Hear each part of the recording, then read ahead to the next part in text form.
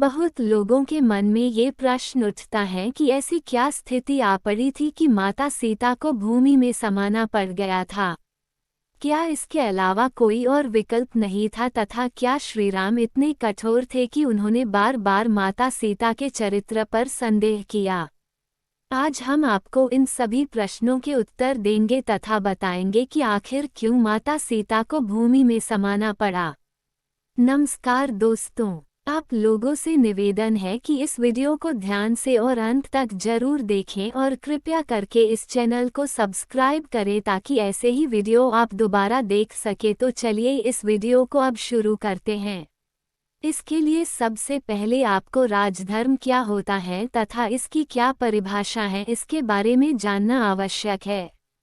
एक राजा प्रजा से बनता है तथा राजा का यह उत्तरदायित्व होता है कि वो हमेशा प्रजा हित में ही कोई निर्णय ले।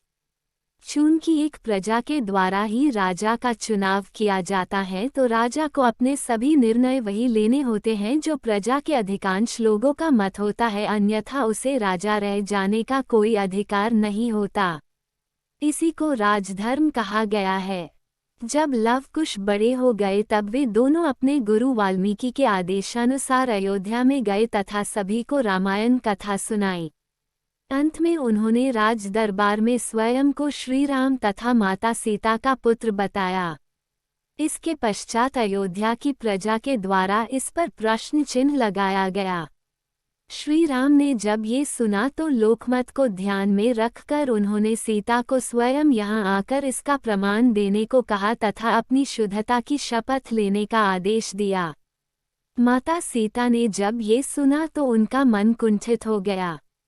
इतने वर्षों से अयोध्या की प्रजा के मत को ध्यान में रखकर वे वन में रह रही थी तथा इसके पश्चात भी उनकी शुद्धता का प्रमाण मांगा जा रहा था। इसलिए उन्होंने इस अपवाद को हमेशा के लिए समाप्त कर देने का निश्चय किया जिससे आगे कभी यह समस्या खड़ी ही न हो। जब माता सीता राज दरबार में पहुंची तो वहां सभी के सामने उन्हें अपनी शुद्धता की शपथ लेने को कहा गया। ये सुनकर माता सीता ने सभी के सामने शपथ ली कि यदि उन्होंने मन, वचन तथा कर्म से केवल भगवान श्री राम की ही आराधना की है तथा उन्हें ही अपना पति माना हो तो इसी समय ये धरती फट जाए तथा वे उसमें समा जाए। माता सीता के इतना कहते ही एक जोरदार गर्जना हुई तथा धरती फटकर दो हिस्सों में बंट गई।